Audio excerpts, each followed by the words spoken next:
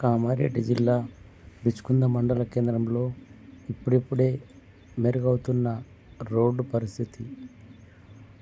కొంచెం వర్షం పడడంతో మెరుగైన రోడ్డును మళ్ళీ వర్షం రాకపోవడంతో ఇలా వాహనదారులు మరి దారుణంగా తయారు చేశారు.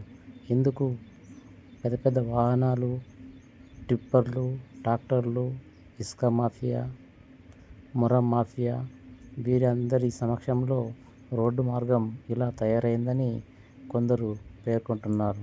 కావున సంబంధిత అధికారులు వెంటనే చర్యలు తీసుకొని దీనిపై కఠిన చర్యలు తీసుకోవాలని స్థానికులు కోరుతున్నారు. ఇలాంటి ప్రయత్నాలు ఇంకెక్కడ జరగకుండా చూడాలని అధికారులకు ప్రజలు తమ గోడు వెళ్ళబోసుకుంటున్నారు. కావున సంబంధిత అధికారులు వెంటనే చర్యలు తీసుకొని రోడ్డు యొక్క పరిస్థితిని బాగు చేస్తారని స్థానికులు పక్కన ఉన్న బస్టాండు మరియు విద్యార్థులు అందరూ కోరుతున్నారు.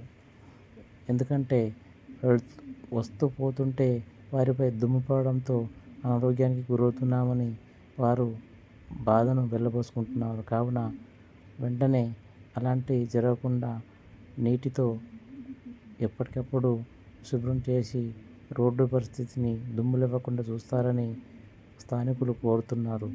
కావున వెంటనే ఈ పని మొదలుపెట్టి ప్రజలను కాపాడతారని వారు కోరుతున్నారు.